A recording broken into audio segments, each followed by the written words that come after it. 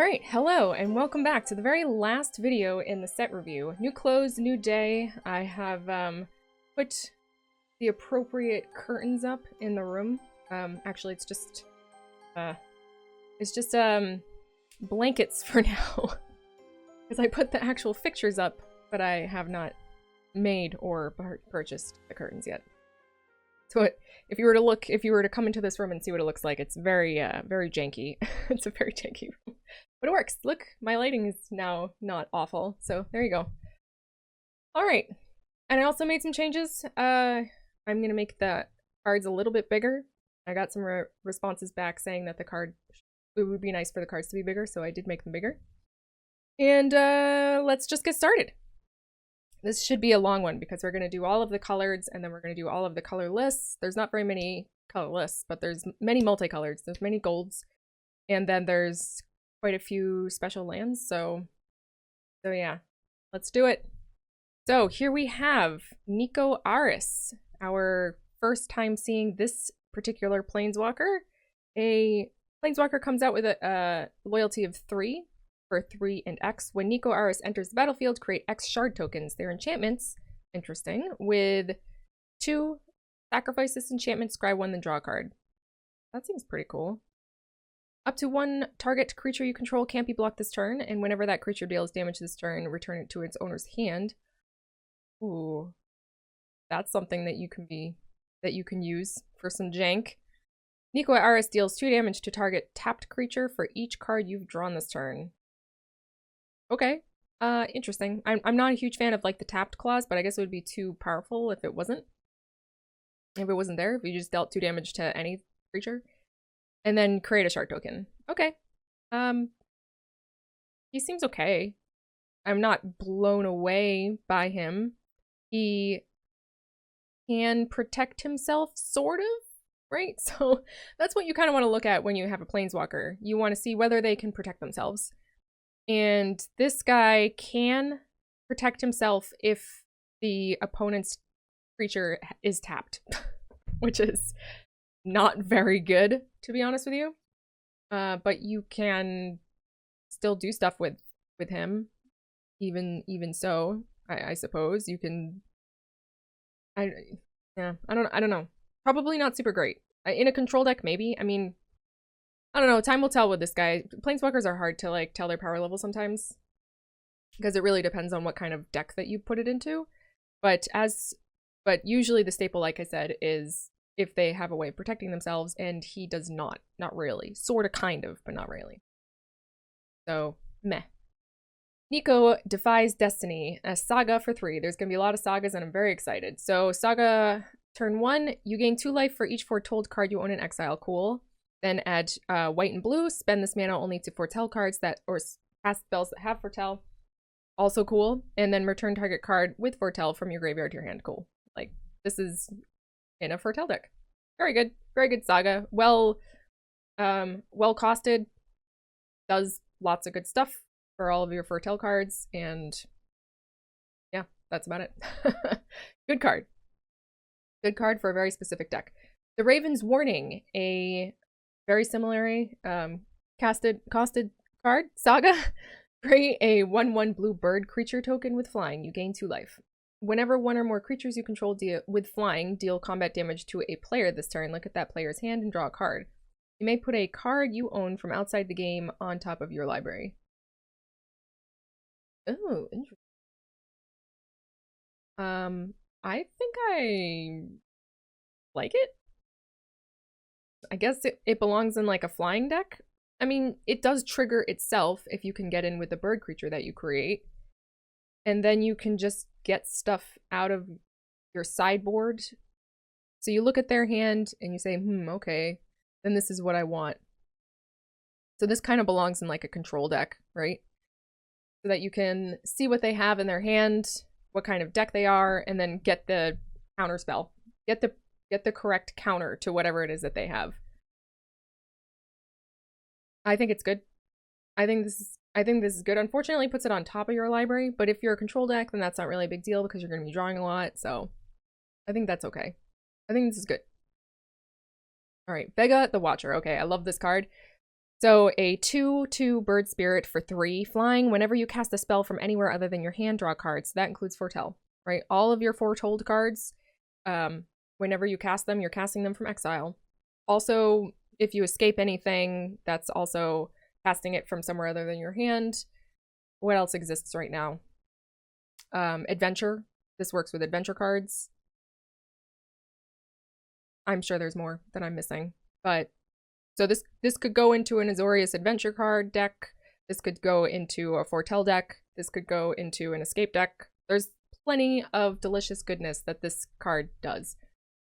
And I love it. It's, you know, not badly statted for the, you know, amount of utility that you can get out of it, and it's not very expensive either, and it can fly over the top if you want to attack with it. Like, this is just a good card. It's a great card. I'm going to be making decks that have 4 of this in it, for sure. King Narfi's Betrayal. A saga for 3. Blue and black. Saga for 3. Each player mills 4 cards, then you may exile a creature or planeswalker card from each graveyard. And then 2 and 3 is, until the end of turn, you may cast spells from among those cards exiled with King Narfi's Betrayal, and you may spend mana as though were any mana, 1 mana of any color to cast those spells. This is cool. I like this because I like Dimir Reanimator. I like Dimir that's not just Dimir control. Dimir is a scary color and can be a very annoying color, as we all know right now in Standard. So I like when I see stuff like this, where it's just a little bit, it's still Dimir, it still has the Dimir flavor to it, but it's not just straight up, okay, I control all your crap. This is interesting to me. Is it good? No, not particularly, I don't think. Because you can whiff with it, and then turn 2 and turn 3 are just useless, right? And you could also get, you know, creature cards that just kind of suck, right? So I suppose you could have multiples of these, or you can flicker this, right, to have more and more things that are exiled that you can cast with it, which I suppose is fine. And you can take creatures that you have killed. So say you have like a Doom Foretold. If you're playing like an Esper deck or whatever, and you have Doom Foretold, then you can Doom Foretold. You know, you're sacrificing and killing a lot of your opponent's creatures, if they even have creatures, and that's another weakness of this card. If they are not playing creatures or planeswalkers, then this is, well, it's not as good. Like, you're getting stuff from your deck back too. So if you're playing with this card, then obviously you want to play with creatures and planeswalkers in your deck so that you can target your own graveyard and get stuff back that way too. So I don't think it's very good. Is it cool? Yeah, it's cool. It's cool. Narfi Betrayer King, a 4/3 zombie wizard for 5. A snow creature. Okay, so here we go. Other snow and zombie creatures you control get +1/+1. Yeah, Snow Lord. Oh my god. Okay, so blue-black. Blue-black seems to be the snow stuff. No. It's not Jund, I'm sorry. Sultai. Sultai is snow, and this fits right in there with all of that.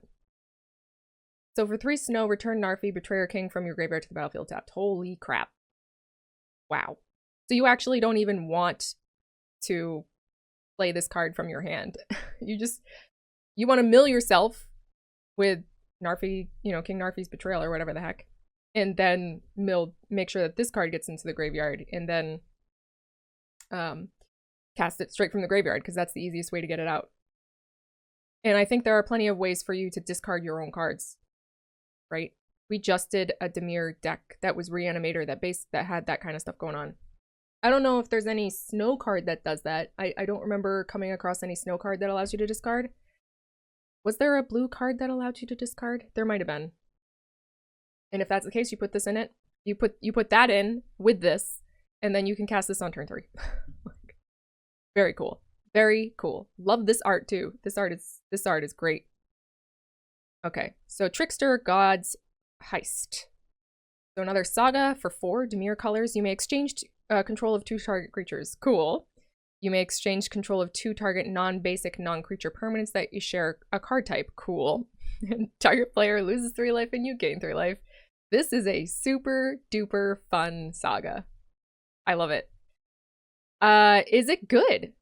no, nope, this is not good because you're exchanging stuff, which means that you have to play stuff that you don't want in your deck in order to give your opponent something that is not very powerful.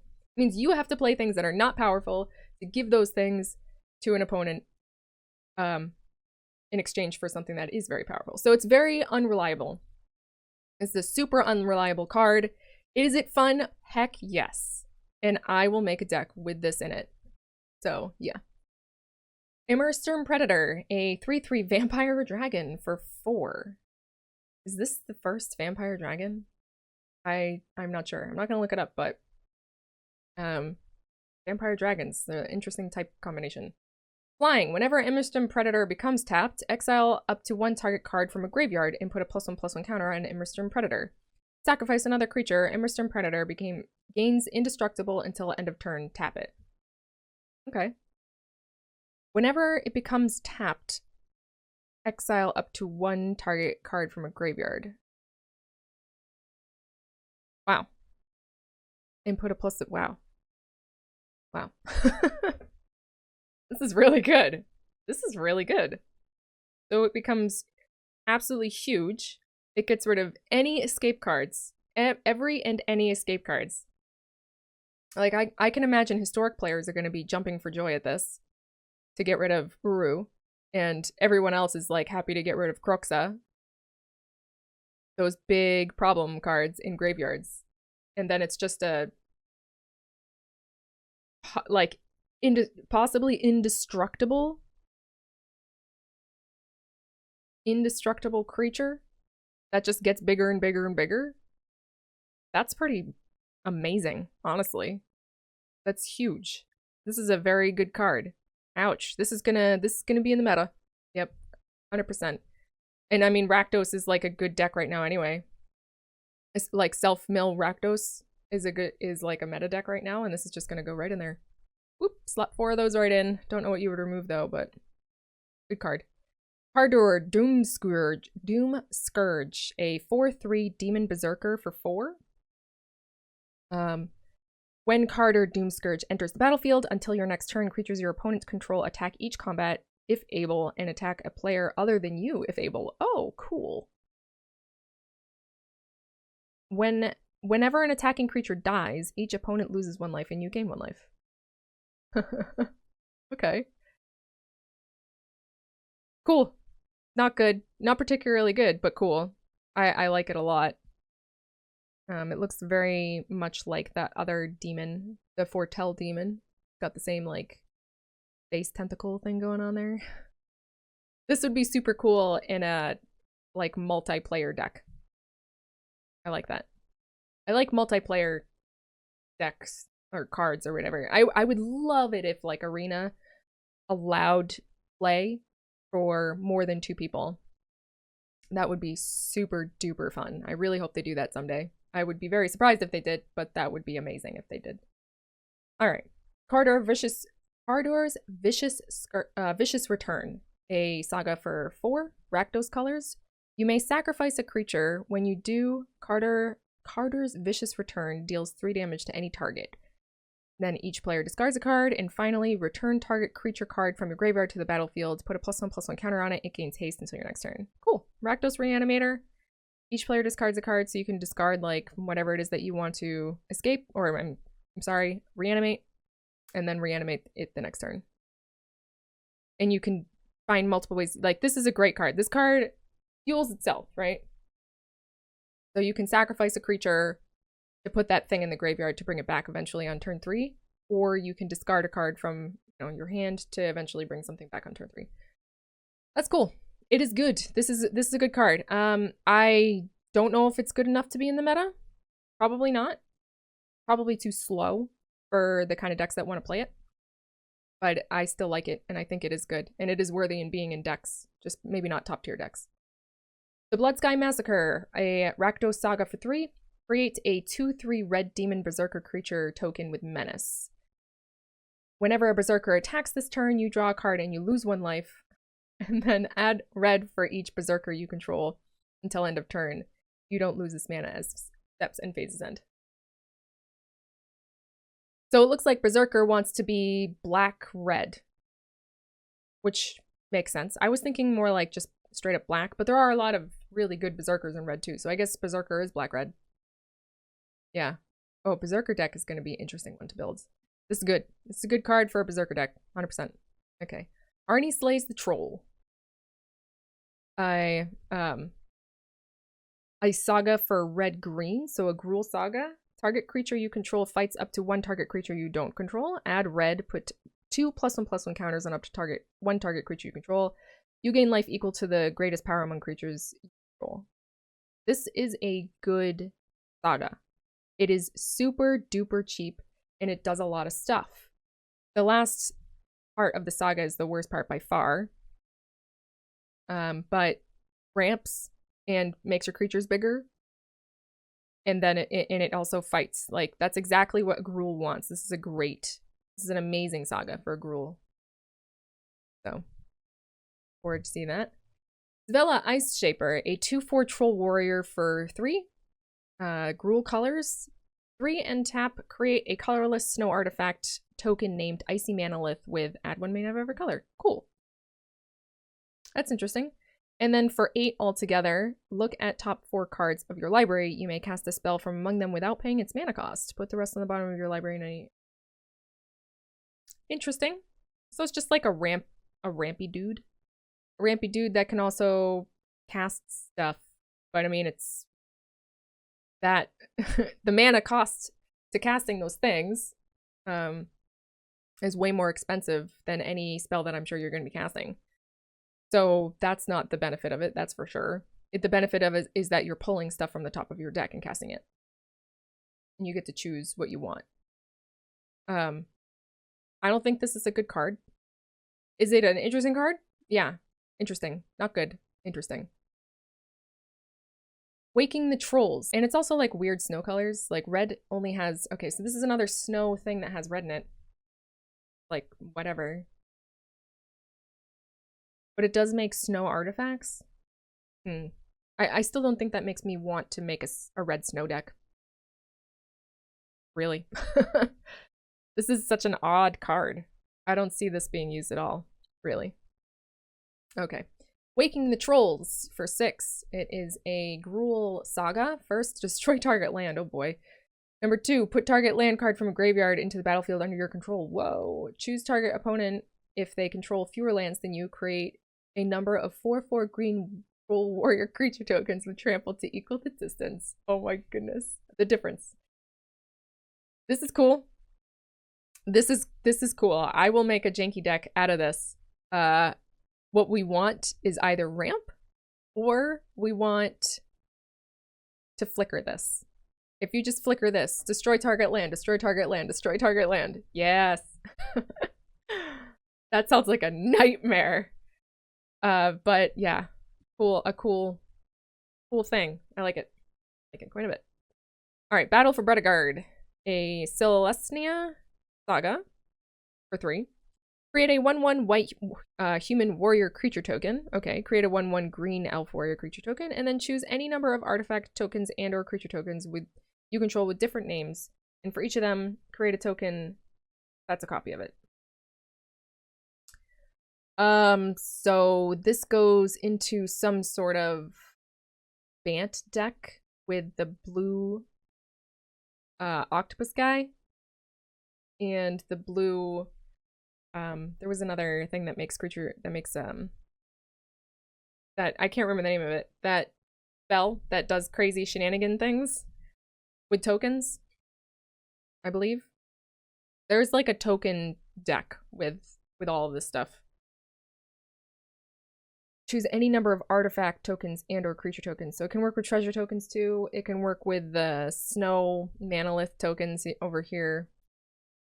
But I don't know, like, you would want to find something really good, like a Kraken from Kiora Best the Sea God or something like that, in order to make this really, really good. Because as it is just on the face, it's create 4 1/1 creature tokens. Warriors. They're all warriors. But warriors isn't really green, right? So, I don't know, maybe I'm thinking too hard on this one. there's jank to be had here. Is it good? I do not think that this is good. Yeah, I do not think that this is really good. Unless you find a way of making, like, warrior tokens, like, a thing. Beef up those warrior tokens, I guess. Then it could be good. Fall of the Imposter, another Celestia saga for 3. Put a +1/+1 counter on up to 1 target creature. You do that twice. Okay, and then exile a creature with the greatest power among creatures target opponent controls. Okay, so this is bad. This is a bad saga. Nobody's playing with this one. Unless you're playing +1/+1 counters, which is Celestia, so maybe, but highly doubt it. Exile a creature with the greatest power among creatures target opponent controls is like way too specific. I hate that kind of removal. Very, very unreliable removal. Maya Bredagard Protector. So a 2/3 human warrior for 5 Celestia colors. Other creatures you control get +1/+1. So it's just like everything. This is an everything lord. What? When a land enters the battlefield under your control, create a 1/1 white human creature token. Wow. Landfall, make a creature token. And this is only an uncommon? There's something I'm missing here. Maybe it's just like too expensive for the stats. It is not very well statted. But this is good. I don't see why, if you're playing Celestia creatures of any kind, then you want to play this. Like, this obviously goes well with Battle for Bredagard. It just gives everything +1/+1. Seems pretty good to me, honestly. I like it. Yeah, like a wee bit expensive, but I mean, it's definitely got its place, for sure. Ascent of the Worthy. Here we go. We're into Orzhov now. An Orzhov saga for 3. Choose a creature you control until your next turn. All damage that would be dealt to creatures you control is dealt to that creature instead. And that happens twice. Interesting. So, like, Alpha Strike kind of card. And then the third turn is return target creature card from your graveyard to the battlefield with a flying counter on it. And that creature is an Angel Warrior in addition to its other type. Okay, so, like, the first 2 turns you, like, kill stuff. And then you can return that thing that you sacrificed to the battlefield. That seems very interesting. That seems like a really interesting card. I like it. I don't know if it's good or not. I mean, it doesn't really seem good. It seems very roundabout way of getting in. Like, wouldn't you just want to put removal in your deck to get rid of your opponent's creatures rather than deal with this roundabout way? There's jank potential here for sure. Like, if you had like a Brash Tawner, right? You could have the Brash Tawner be what gets targeted by this, and then Alpha Strike, which pretty much prevents your opponent from blocking anything, because then your Brash Tawner will just deal damage directly to their face anyway, which would be interesting.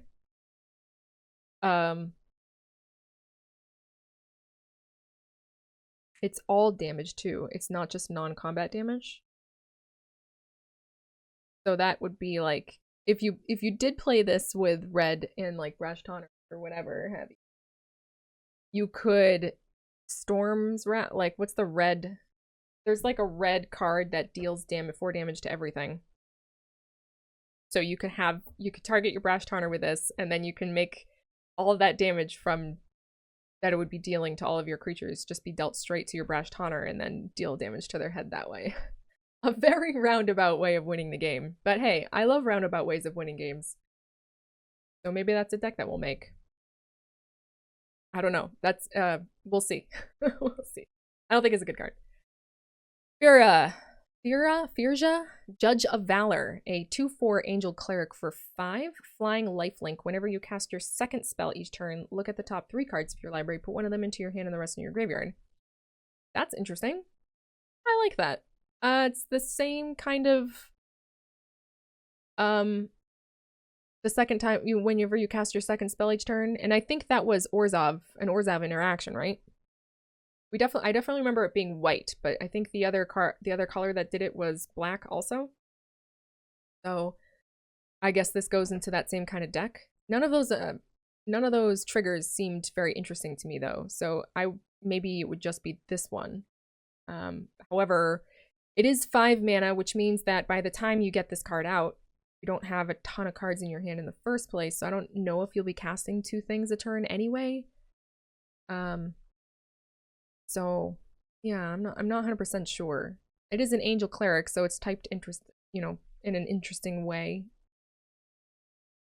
I don't know. I don't think it's super great, but you might put it in an Angel deck, or you might put it in a Cleric deck, or an Angel Cleric deck. I like this. I like this art though. Super metal. All right. Goo Machine. This one's drawn by Goo Machine. All right, Firja's Retribution. So a Orzhov Saga for 4.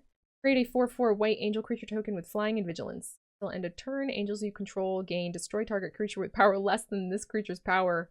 Whoa, and then angels you control gain double strike until end of turn. Woo! Spicy. That is a spicy meatball. I mean, yeah, you put 4 of them in every angel deck. Like, absolutely. That is Orzhov. And it looks like angels are Orzhov, right? There are tons of good black angels and there are tons of good white angels. So you put 4, you have a ton of angels and then you put 4 of these in here. As well as like some removal or whatever, but yeah, good card. Good card for an angel deck. Kaya the Inexorable. Alright, so she's 5 this time, comes in with 5 loyalty. Put a ghost form counter on up to 1 target non-token creature. It gains when this creature dies or is put into exile. Return it to its owner's hand and create a 1/1 white spirit creature token flying.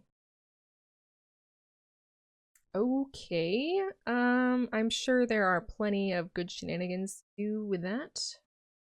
I can't think of anything off the top of my head.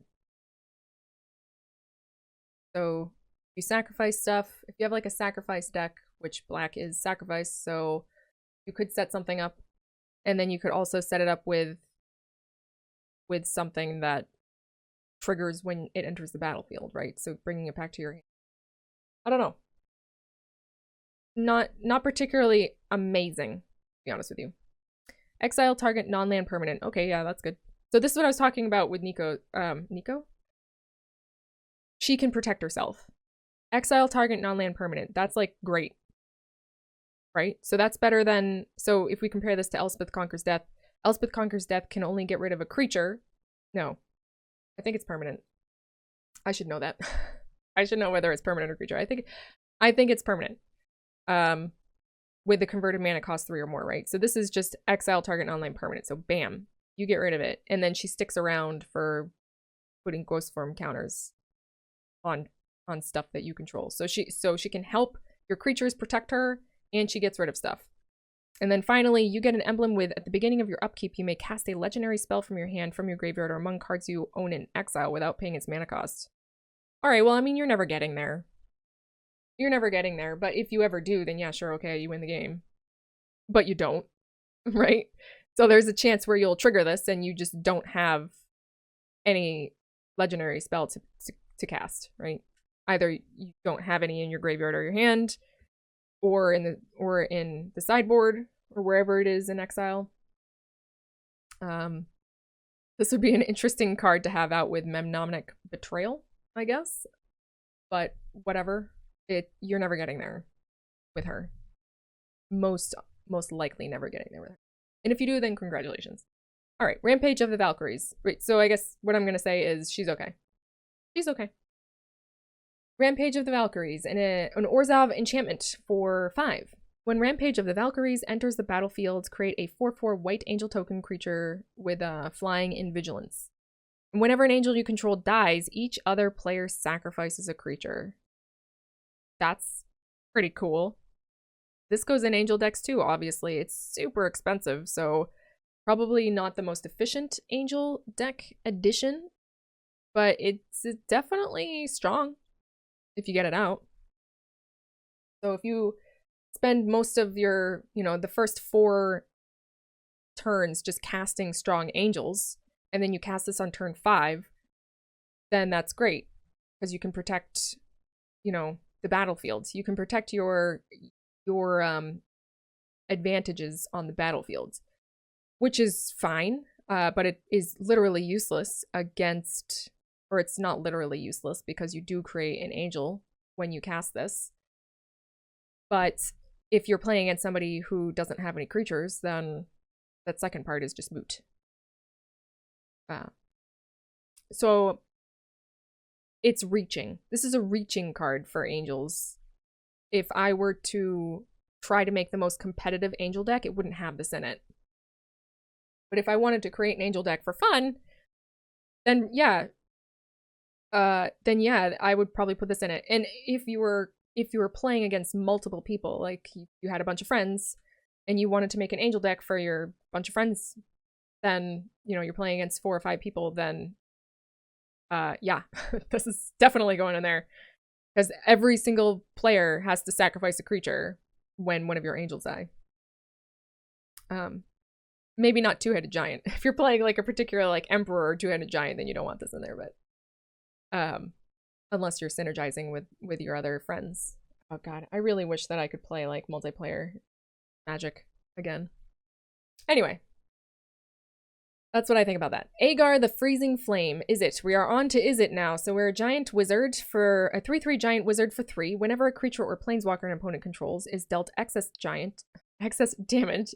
If a giant wizard or spell you control dealt the damage to it this turn, draw a card. Okay, that's fine. This is a fine giant. If you have space in your giant deck and you have like damage, if it's like a direct damage giant deck or whatever, then this belongs in it. Yep. Because it's just well statted. It's a giant, it's a wizard, so it's got the right typings, and it helps you draw cards when you just do stuff. So yeah, like it. Battle of the Frostfire, an Izzet Saga for 5. Battle of the Frostfire deals 4 damage to each non-giant creature and each planeswalker. Cool. Scry 3, and then whenever you cast a spell with converted mana cost that costs 5 or greater, this turn, draw 2 cards and then discard a card. Yeah. I mean, that seems really solid. That seems solid. You're probably only doing the third one once, but this is still kind of like a board wipe. Kind of. A conditional board wipe. Depending on whether you're playing against giants or whether your opponent has big creatures where 4 damage does not deal enough. But there are giants that double that amount of damage, right? So, yeah, I think this is fine. If you have a giant deck, then you put a couple of these in there. Not 4, but you put a couple of them in there. Invasion of the Giants. Is it colors for 2? So scry 2, draw a card, then reveal a then you may reveal a giant card from your hand. When you do, Invasion of the Giants deals 2 damage to target opponent or planeswalker, and then turn 3, the next giant spell you cast this turn costs 2 less to cast. Ooh. Excellent.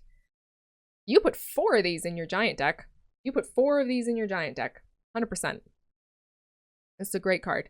Scrying 2 is great, especially on turn 2. You scry 2 on turn 2, and like in Giants decks, like you're not going to be doing too much, right, on the early turns, because all of your giants are massive or whatever. So, I mean, you might cast some spells, you might cast some scry spells and some draw spells and stuff like that, which is fine, and this is just one of those things that you can cast, and then eventually you can deal damage with it, and then you can cast one of your giants for much less, which is actually really strong. So, I like that. You put 4 of these in your giant deck, for sure. Binding of the Old Gods. Here we are. So we're up to Golgari now. So a Golgari Saga for 4. Destroy target non-land permanent and opponent controls. Okay, search your library for a forest card, put it into the battlefield tapped, then shuffle your library, and then creatures you control gain death touch until end of turn. So this is like an elf deck, right? Because you're going to have like a lot of little dirtily elves. I suppose it doesn't have to be elves, right? So it could be like anything. Destroy target non-land permanent and opponent controls. So this is strong. This is strong because you can just destroy anything. Destroy target whatever for 4. And that's kind of a card. That's like a card by itself. So it's just the first thing is well costed for what it does. And then you can also ramp.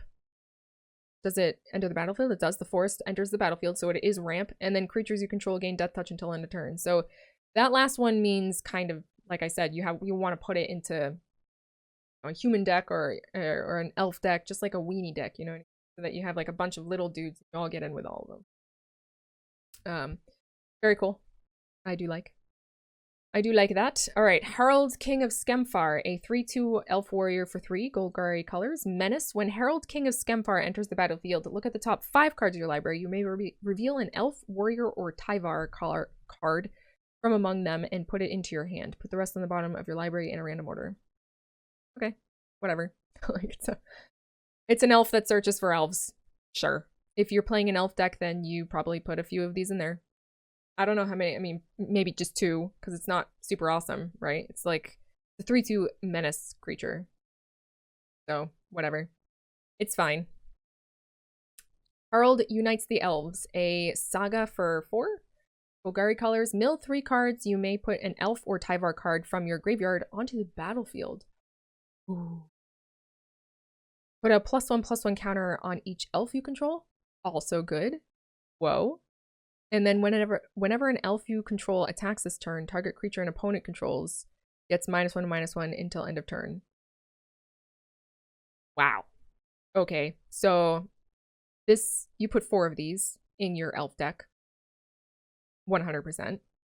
Like, you can reanimate any elf or Tyvar, the Planeswalker, which is bonkers. That seems bonkers to me. And then elf decks usually tend to have like a lot of elves out on the battlefield, right? A lot of little elves. So you put a +1/+1 counter on each elf that you control.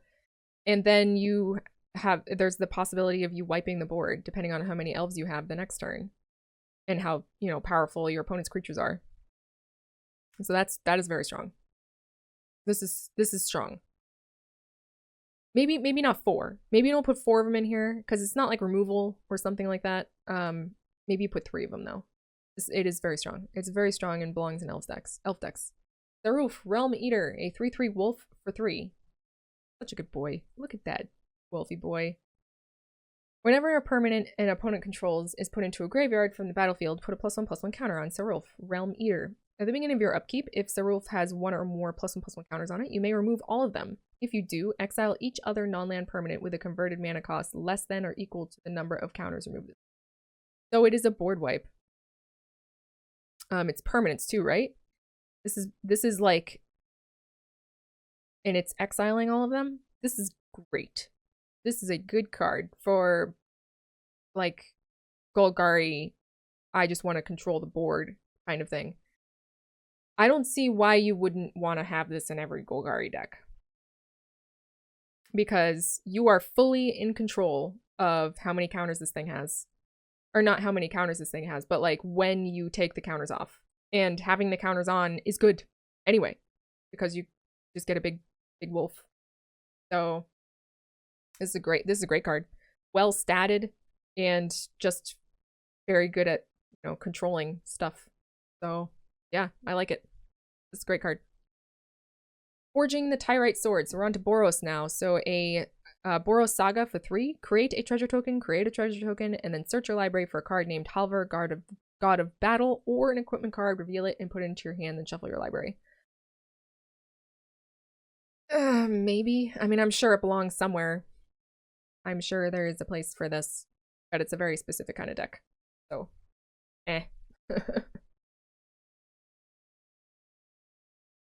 Alright, Cole the Forge Master. A 2/2 Dwarf Warrior for 2, Boros colors. Whenever another non-token creature you control dies, if it was enchanted or equipped, return it to its owner's hand. Huh. Creature tokens you control that are enchanted or equipped have +1/+1. Okay. That's kind of weird. Because it's tokens. It's only tokens. So, whatever. The second part's kind of like whatever. I would only play it probably for the first one. So, Dwarf seems to want to be equipment once again. Does this go in a rune deck? I don't know. I mean, he's well costed. Just, you know, a little awkward mana, which is fine. Because we're getting the pathways. The extra pathways and stuff, depending on what you want to put this in. But I'm guessing it's like, I'm guessing Dwarf is Boros equipment. Yeah. Maybe you even put a Winota in there. Oh, that sounds kind of gross. I don't know. Yeah. He seems okay, right? Put him in a dwarf deck at the end. All right, Showdown of the Scalds. Wow, Boros didn't have too much, huh? Showdown of the Scalds, a Boros saga for 4. Exile the top 4 cards of your library until the end of your next turn. You may play those cards. Cool. Whenever you cast a spell this turn, put a +1/+1 counter on target creature you. Cool. Like, this is a cool card. I have no idea where it goes, if it goes anywhere. Because Boros, like I said, Boros is like a weird, it's a weird color combination right now. There's not really anything that Boros wants to be doing except for, I guess, dwarves and Winota warriors, right? And that's kind of it. But maybe interesting utility cards like this are going to be enough to push Boros into a playable deck. But I don't think so, to be honest with you. I don't think so. I like this card, and I will definitely put it into my Boros decks, but how many Boros decks are there going to be? Blah. I don't know. Maybe Knights. Maybe Boros Knights is going to be a thing. I don't know. Boros as a color combination right now doesn't really have a fit. It doesn't really place it most of it. So yeah. Good card, not quite sure if it will be used. Homa, Cosmos Serpent, a 6/6 Serpent for 7. This spell can't be countered. At the beginning of each upkeep, create a 3/3 blue serpent creature token named Coma's Coil. Sacrifice another serpent, choose 1, tap target permanent. Its activated abilities cannot be activated this turn. Homa, Cosmos Spirit gains indestructible intent. Very cool. This is the kind of thing that you want to reanimate. I mean, I'm sure like Reanimator is gonna be a thing to a degree. It might not be like a meta deck, but there's lots of like Reanimator stuff kind of happening, and this is exactly what you want to be reanimating. Something that is just a huge problem. And I suppose you could, I mean, it's ramp colors, right? So I suppose you could just ramp into this and just have it be a huge problem. Because, how often does it make a creature? So at the beginning of every upkeep, it creates a creature token, named Coma. But I mean, you could duplicate that creature token. There are like lots of ways of duplicating creature tokens right now, or turning other creatures into this kind of creature token or whatever, right? So there's lots of like that kind of weirdness going on. So you could totally do that. If you wanted to have this be like your win condition, then you tap target permanents. Like, it doesn't have a way of getting around. Doesn't have, you know, island walk or flying or any of that kind of stuff. It is big. It can become indestructible. Excuse me. And it can tap target permanent. So target permanent. So yeah, this is an interesting card. Obviously, you don't want to hardcast this. Rarely, if ever, do you want to hardcast this. But yeah, it is Simic, so you could ramp to it. I don't see people using this too often unless there's a way of cheating it in. Because it doesn't really remove... It can't get in, and it doesn't really remove creatures. So I don't know how much this will be played. It's a cool card for sure, and it's really big and very strong. It's very powerful, but I don't know how good it is as kind of like a finisher, a game ender. Anyway, we'll see about that one. Jury's out. All right, Morit of the Frost, a 0/0 shapeshifter snow creature for 5, Simic colors, changeling. You may have Morit of the Frost enter the battlefield as a copy of a permanent you control, except it's legendary in snow in addition to its other types. And if it's a creature, it enters the battlefield with 2 additional +1/+1 counters on it and has changeling. Okay. A copy of a permanent you control.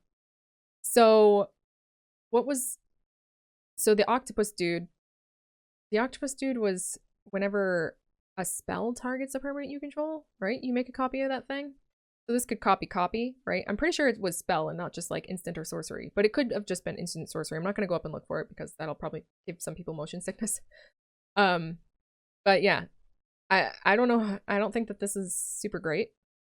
It might have a place. It's a changeling and it can copy anything, which is cool.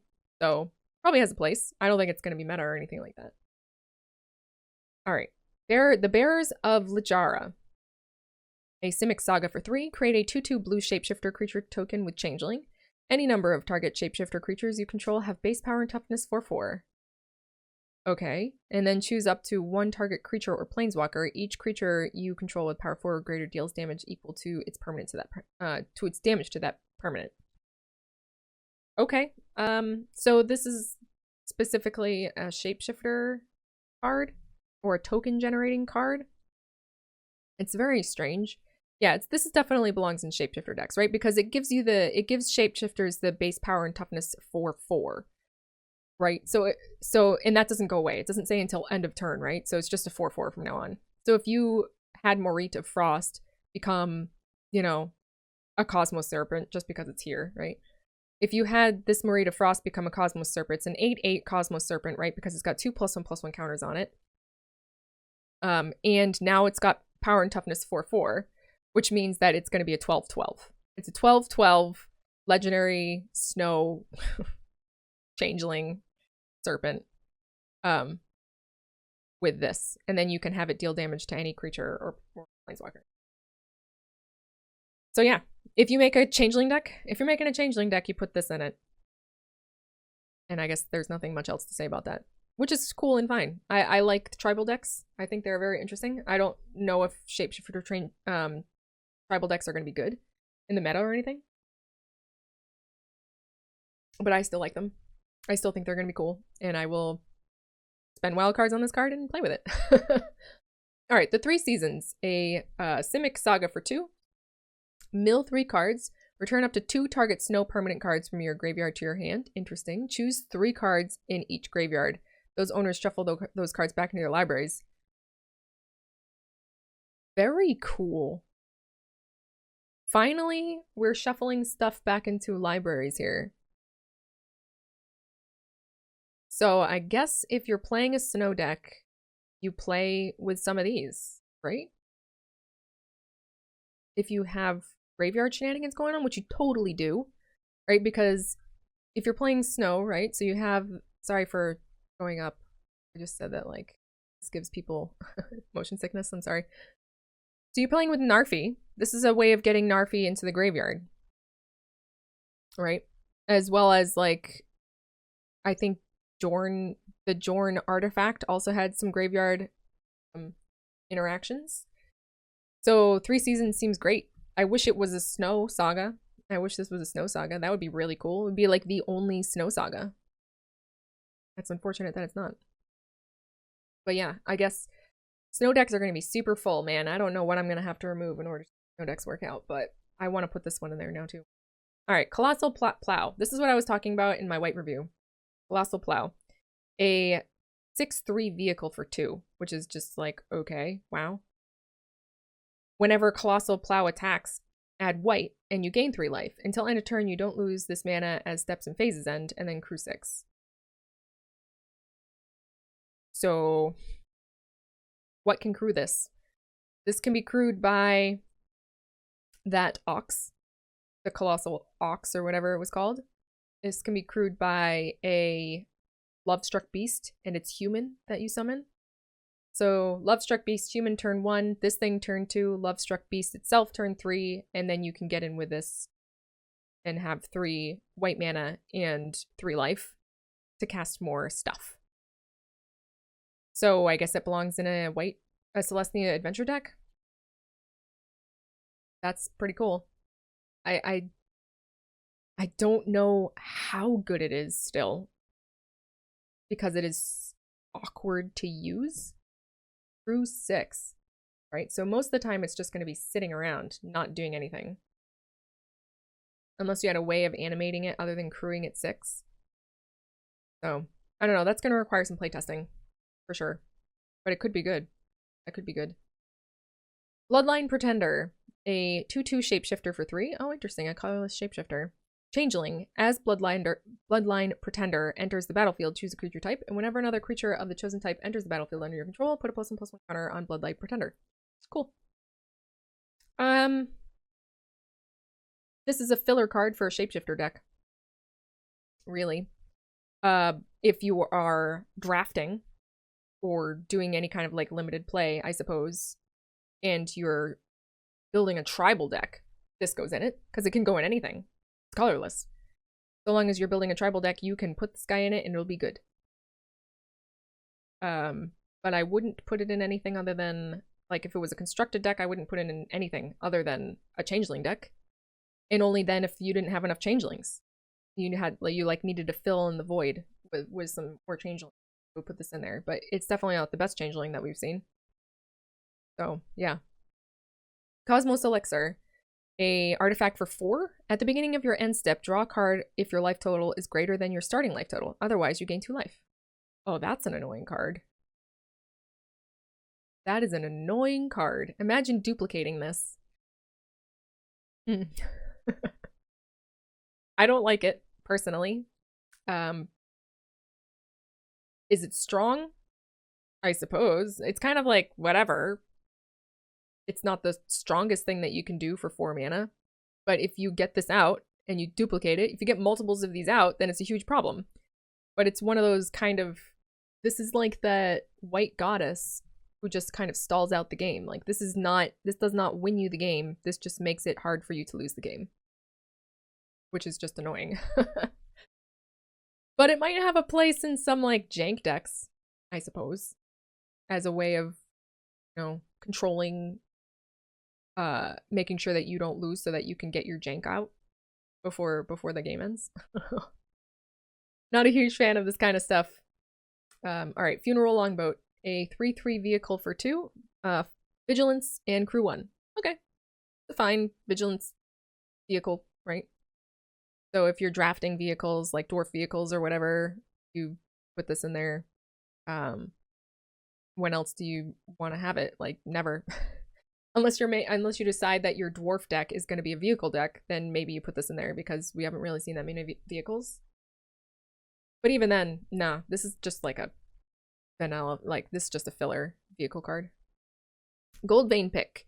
A artifact equipment for 2. Equipped creature gets +1/+1, and whenever equipped creature deals combat damage to a player, create a treasure token, and then equip for 1. Cool. Yeah, if you're making treasure, you could use this. It's not good. This is not, like, the best way for you to get treasure. It's very unreliable, right? You would have to attach it to a flyer, I guess. Something that you knew could get in to make the treasure. There was something like this in Ixalan. I can't remember what it was. But it was kind of along the same lines of whenever you dealt combat damage to a player, you would make a treasure, and it was just bad. It was very unreliable way of making treasure. So that's how I feel about that too. You'll probably never see it. Maskwood Nexus, an artifact for 4. Creatures you control are every creature type. The same is true for creature spells you control and creature cards you own that aren't on the battlefield. And then 3 tap, create a 2/2 blue shapeshifter creature token with changeling. Seems bad. Yeah, this does not seem particularly good. It makes dudes and makes all dudes the same. Like, I guess you could. This is just bad. Yeah, you don't want to play this card ever. I don't think, unless there's some seriously weird jank that you are pulling. But say, for example, you want to make a party deck. You could put this in there to make sure that you always hit party when you had 4 creatures out, which is fine. But you would need to have party creatures anyway, just in case you didn't get this. So, yeah, this is, I don't know. Not a good card. Not a good card. Pyre of Heroes, an artifact for 2. 2 and tap, sacrifice a creature, search your library for a creature card that shares a creature type with the sacrifice creature and has converted mana cost equal to 1 plus that creature's converted mana cost. Put that card into the battlefield and then shuffle your library. Activate this ability only anytime you cast a sorcery. Ooh. This is very interesting. This is very interesting. So, Berserkers and Angels, I think, would work very well with this. Anything else? I think that's it off the top of my head, but that seems pretty good. Very cheap, and it helps you kind of pod your way up to get some good stuff out of your deck. That seems really strong, actually, in the right kind of deck. So yeah, I think I would play with this in my Angel deck, in my Berserker deck. Especially my Berserker deck, because Berserker decks want to die, right? That's good, I think, for Berserker, for sure. Okay. Raiders Carve, a vehicle for 3, a 4/4 vehicle for 3. Whenever Raiders Carve attacks, look at the top card of your library. If it's a land card, you may put it into the battlefield. Whatever. Whatever. Not impressed, but if you are making a vehicle deck, it's a vehicle that doesn't absolutely suck. I guess that's the best I can say for it, which isn't a very good recommendation. All right, Raven Wings, an equipment for 2. Equipped creature gets +1/+0, has flying, and is a bird in addition to its other types. Equipped 2. Whatever. Not good. Probably will never be used. Replicating Ring. Sorry. A snow artifact for 3. Add 1 mana of any color. At the beginning of your upkeep, put a night counter on Replicating Ring, and then if it has 8 or more night counters on it, remove all of them and create 8 colorless snow artifact tokens named Replicating Ring with add 1 mana of any color. 8 colorless snow artifacts. That's interesting. This is interesting. I don't know if there's any way of like proliferating this token, or this counter rather. Wasn't there is some card that is like double the amount of counters that is on whatever? Isn't that, am I just making that up? I'm gonna have to search for it and put the card up here somewhere if it's there, if it does exist. But I think there's a card that like doubles the counters that are on something, right? Yes, there is. It's that the Phyrexian green guy doubles the amount of counter. If you were to put counters on something that you own, you double the amount of counters that you put on it. But even that makes this like really slow. So I probably wouldn't put this in anything other than like a shrine deck, something that has, you need, you know, all the colors for. And even then, it just seems really, really slow. 8 or more night counters. Unless you can find a way to make that way faster. That's not really worth it. But it is cool. It is a very cool artifact. I do like it. Ruined Crown. An equipment for 3. When Ruined Crown enters the battlefield, you may search your library, hand, and or graveyard for a rune card and put it into the battlefield attached to Ruined Crown. If you search your library this way, shuffle it, and then equipped creature gets +1/+1, equip 2. I don't think I would put this in my rune deck. I have a rune deck built out already, from what I've already seen. And I don't think that this would be good enough for that. It's too expensive. Right? Sure, okay, fine. You get a rune, which means that you draw a card and it attaches to it right away, you know. So cool, fine, whatever. But you still have to pay 3 to bring it out, and then you have to equip something with it for 2. So no. Like, that's too expensive to give something +1/+1 and like lifelink. You get a lifelink rune, or +1/+1 and flying. That's too expensive, I would say. All right. Scorn Effigy, a 2/3 scarecrow for 3, foretell for 0. Interesting. Interesting. Very bad, really, but that's cool. Foretell for 0 is cool. But I think that this is a terrible card. So you won't see it ever. Not even in Foretell decks. Alright, Weathered Runestone, an artifact for 2. Non-land permanent cards in graveyards and libraries can't enter the battlefield, and players can't cast spells from graveyards or libraries.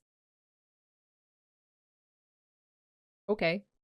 So it's just like a better Grafdigger Cage. It's just a Grafdigger's Cage, right? Is that the exact language on a Grafdigger's Cage? So it's a more expensive Grafdigger's Cage if that's the case, I think. So, whatever, I guess. This just kind of prevents, it shuts down a certain kind of deck, which is unfortunate, because that certain kind of deck is not Rogues. Right now, Rogues is kind of like the best, or the most annoying, I should say, deck. And this shuts down like Rakdos. This shuts down any kind of reanimator that might come out of the woodwork with Kaldheim now. So that those can't be part of the meta. Which means that the meta is probably going to be rogues still, unfortunately. And maybe Azorius Control. Yeah, so this is going to be a meta shifting card, at least in best of 3. It's going to be a meta shifting card. Because Rakdos is going to be completely down now. Which is sad. And I guess Luros decks are going to be shut down now. I'm not sure how I feel about that. I'm not, like, in love with those kind of decks, but what I really want to see is some sort of way of dealing with rogues, Dimir rogues, and there currently is no way of doing that. Out of all the cards that we've seen in Kaldheim so far, and I highly doubt that any of the lands are going to provide answers for this, there's just no way of dealing with rogues still. So, that's it. Alright. So now we have lands. That's all the artifacts, that's all the multicolored cards. Now we have lands. So snow-covered, all of this stuff. Beautiful artwork, love all of it. Snow-covered, yep. Gates of Istfel. Gates of Istfel enters the battlefield tapped. Add a white, and then for 2 colorless, white, blue, sacrifice Gates of Istfel, you gain 2 life and draw 2 cards. Yeah, okay. I mean, if Azorius is coming back, then it might run one of these.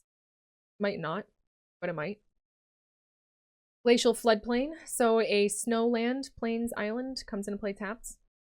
Cool. So maybe in snow decks, maybe not. See? I don't know if all of these dual lands exist here. Quite possibly. Like Ice Tunnel. Hengegate Pathway. Yep, great. The Azorius Pathway. Port of Karfell. Port of Karfell enters the battlefield tapped. Add blue, then for 3 blue, black, sacrifice Port of Karfell. Mill 4 cards, then return a creature card from your graveyard to the battlefield. Tapped. Okay. Yeah, so that's more like Reanimator shenanigans coming out of Dimir, which is fine. So maybe you put one of these into your Animator deck. Like, it's bad because it comes in play tapped and it only provides you with blue.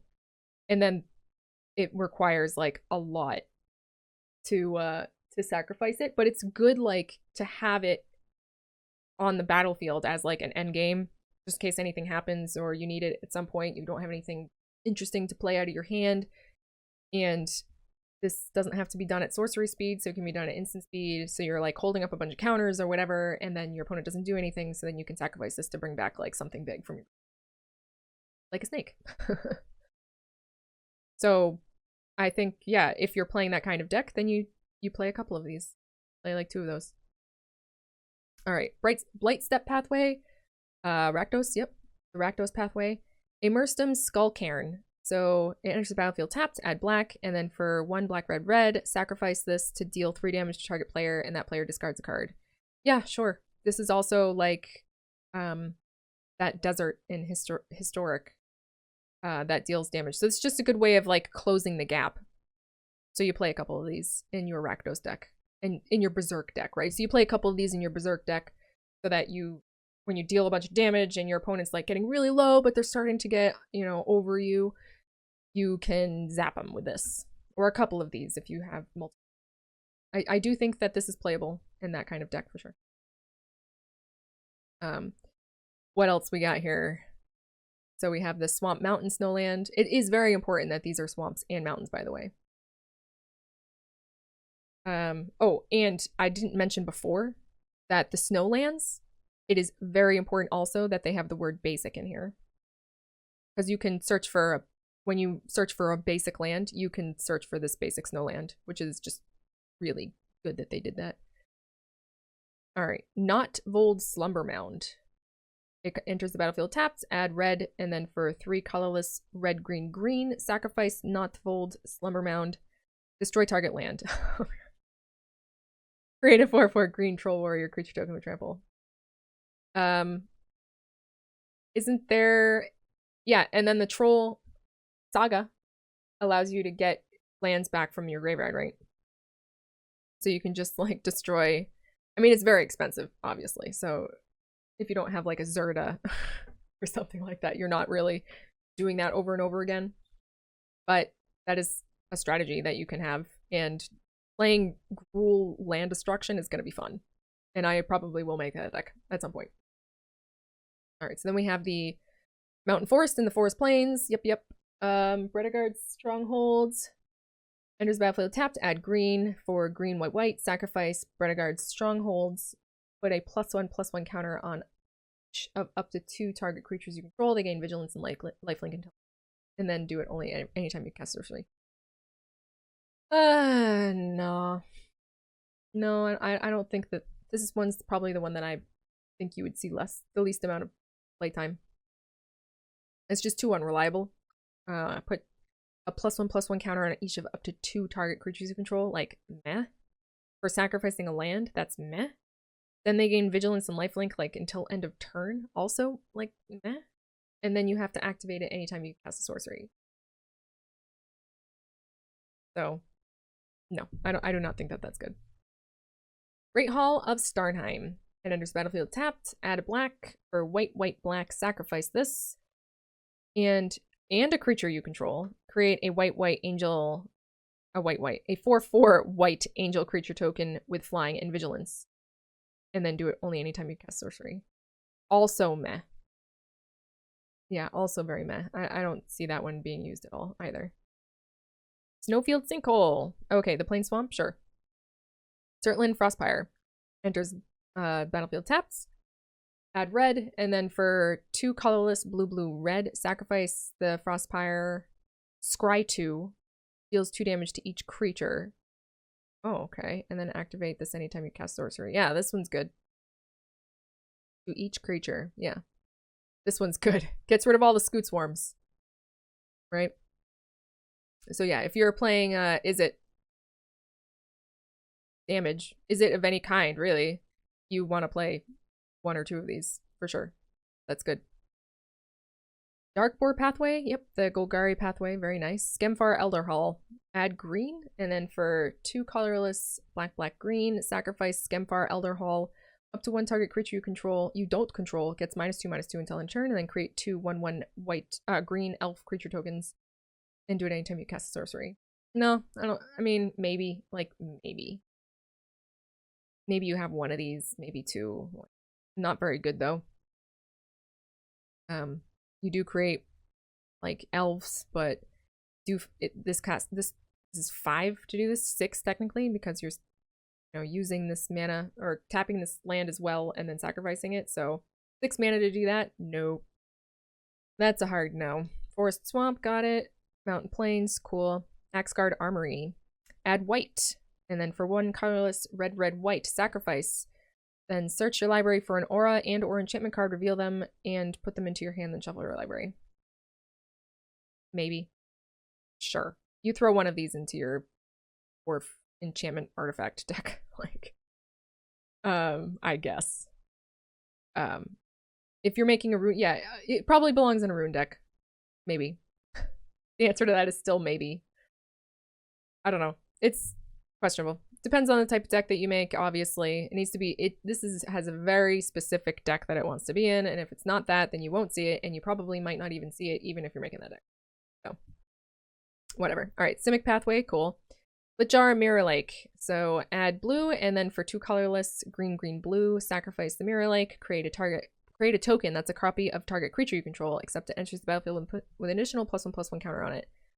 And then do it anytime you can activate a sorcery. Or cast a sorcery. Sure, I guess. Very dependent on what kind of creatures you have and whether you want to make copies of them. But sure, whatever. I don't think you'll be seeing it very much. Very specific, just like the rune one. The Boros one, the Simic one is also very specific. Alright, then the Forest Island and the World's Tree. The World Tree enters the battlefield tapped. Why is this not legendary? Add green. As long as you control 6 or more lands, lands you control have add 1 mana of any color. Cool. And then for 10 mana of all the colors, Sacrifice the world tree, search your library for any number of god cards, then put them into the battlefield and shuffle your library. Alright, so this is... what's her face? There's that green goddess who wants legendary creatures.